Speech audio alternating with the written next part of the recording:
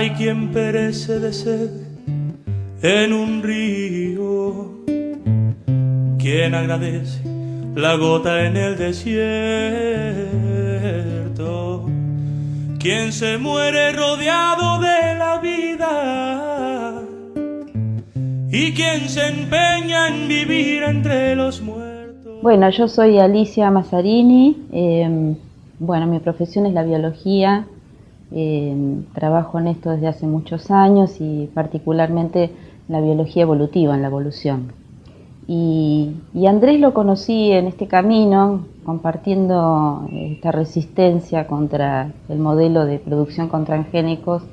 Yo venía pensando en este tema y trabajando en este tema hacía varios años, y en ese camino me encontré con Andrés. Y cuando Andrés en 2009 dio a conocer sus resultados, bueno, fue una gran emoción y un gran impacto para todos los que estábamos en el camino, porque realmente fue como un momento en el que el tema se hizo verdaderamente visible, ¿no?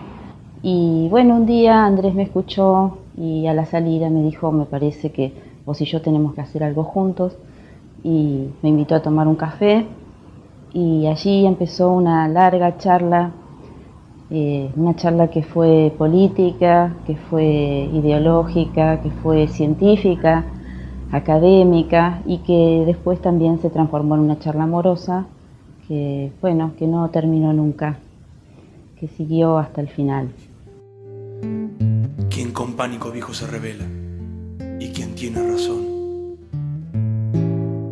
Andrés era un científico muy riguroso, muy exigente consigo mismo y con quienes lo rodeaban, con los estudiantes que estaba formando.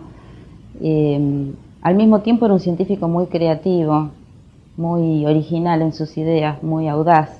Era una persona muy apasionada sobre todo lo que hacía, en todo sentido de la vida, en las charlas en cuanto a lo personal, en cuanto a la militancia, digo, la ciencia era su militancia también, en cuanto al cariño y la preocupación que tenía sobre otros. Y yo lo que rescato y compartimos es esta faceta que no tiene nada que ver con su lugar científico, sino con su energía para vivir, y que es la capacidad de reírse, la capacidad de divertirse. Era una persona tenaz, valiente, aguda, y al mismo tiempo una persona muy hábil en la discusión, un polemista excelente. Una pregunta que él solía hacerme, y una de las últimas veces que hablamos la repetía, era ¿ciencia para quién y para qué? Él sabía y remarcaba, como muchos otros científicos, que la ciencia no es neutral, la ciencia no es objetiva, y que cuando uno decide investigar algo está tomando una postura ideológica y política. Y al mismo tiempo era una persona muy humilde, en el sentido de que entendía que su saber y su lugar era el lugar junto a los que estaban luchando. No era un lugar de privilegio, ni era un lugar donde él tenía que enseñar a los demás cómo hacer las cosas. Andrés estaba todo el tiempo aprendiendo. Se aferra aún más allá atrás de la vida, y a quien lo mortal de la carne no le asusta. Lo que hay que decir claramente es que todos los agroquímicos son agrotóxicos, porque matan. Lo que pasa es que algunos que piensan que si un agrotóxico es un herbicida va a matar las plantas, o va a matar yuyos, o va a matar vida vegetal. No. La fauna, digamos, en un suelo fértil también se va a ver afectado, y probablemente también animales más complejos, digamos, ¿no? Por comerse o directamente, o por comer algo que esté contaminado. Creo que acá es importante rescatar la trascendencia latinoamericana de Andrés.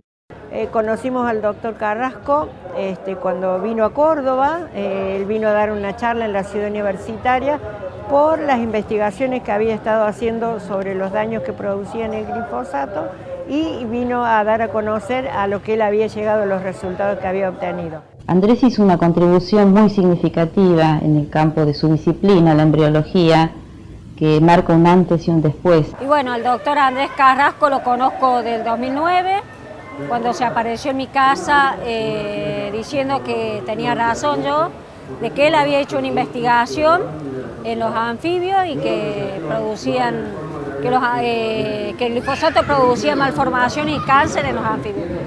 Entonces yo no le creía mucho porque no sabía, la verdad que no lo conocía bien a él, y como yo soy muy desconfiada le dije si él se animaba a decir lo que me había dicho, adelante de las madres de Barrio Ituzaingó Anexo y adelante de un médico y de un periodista.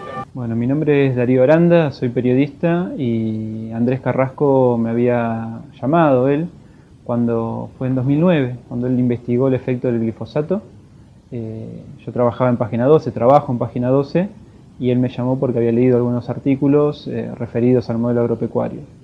Yo no lo conocía, no sabía quién era, nunca había escuchado su nombre y él cuando me llama se presenta, me dijo que era un investigador del CONICET que tenía las conclusiones de un estudio, de un trabajo sobre el glifosato, y ante mi desconfianza que él se dio cuenta, él me dejó sus datos para que yo averigüe quién era. A partir de ahí comenzamos a tomar contacto y pocas semanas después se publicó en Página 12 en la tapa, bueno, el avance de su estudio, ¿no? Su trabajo sobre el efecto devastador en los embriones anfibios del glifosato.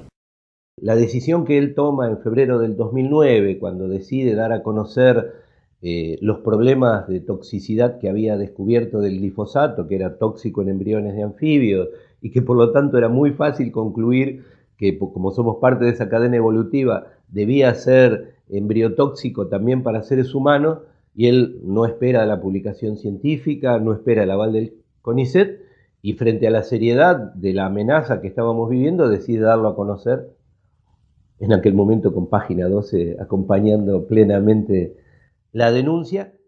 En ese sentido, vinculado a eso, Andrés Carrasco solía decir que el científico tiene que decir, además de hacer, tiene que decir.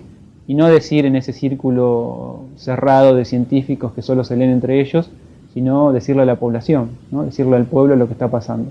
Me parece que eso también habla de un compromiso con el momento histórico y con el pueblo. ¿Usted tiene hijos? Sí, tengo 5 hijos. Tiene 5 hijos. ¿Alguno de sus hijos ha tenido algún problema de salud concretamente? Sí, tengo una nena con leucemia y uno con agroquímicos en la sangre. ¿Se pudo determinar cuál fue la causa de esta enfermedad? En el hospital los médicos me dijeron todo lo que se encuentra en el barrio, todo ese cóctel de agroquímicos y todo produce cáncer. Esto me impulsó a venir a mí. Esta es mi hija en el 2002. Esto es lo que a mí me impulsó a venir acá.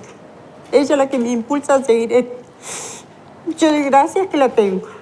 Yo tengo a mi hija, gracias a Dios que la tengo. Pero hay gente que se está muriendo y nadie va a ayudar.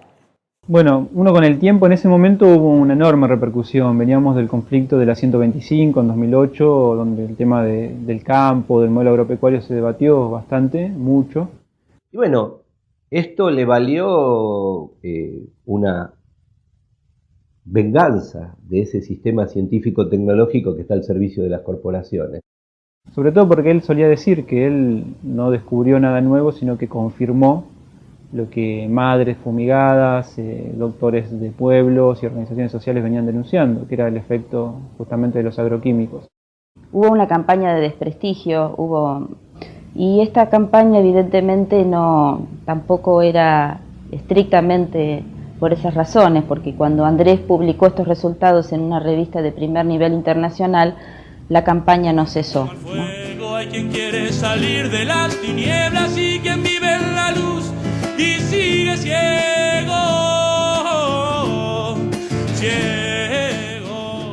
Andrés Carrasco deja el legado de que el científico tiene que estar comprometido con su tiempo y con su pueblo. Y bueno, yo lo sufro mucho porque era mi compañía diaria, era la compañía que teníamos nosotros, la gente de las comunidades, ¿no? Y yo no lo entendía porque me decían los cordones bien atados. Y le digo, ¿cómo, doctor? Los cordones bien atados. Sí, Sofía, sí. Te vas a tener que atar los cordones porque te va a agarrar la policía y vas a tener que correr mucho, chica, me dice. Por eso Andrés Carrasco se lo llora, se lo ha llorado, se lo va a seguir llorando. Y creo que también al mismo tiempo se lo ha transformado en una bandera de lucha. Creo que ese es su legado y ojalá estemos a la altura de él para rendirle ese tributo. Hay gente que sabe lo que es perder al doctor Carrasco, sabe lo que él ha sido para nosotros. Ha sido una semilla que se ha multiplicado por un montón de lados, no solo acá en Latinoamérica, sino en todo el mundo. Legado fundamental de Andrés, que es esto, que se puede pensar en una ciencia al servicio del bienestar de los pueblos. Así que mi recuerdo emocionado para Andrés y decir que no nos vamos a olvidar, no nos vamos a olvidar de él.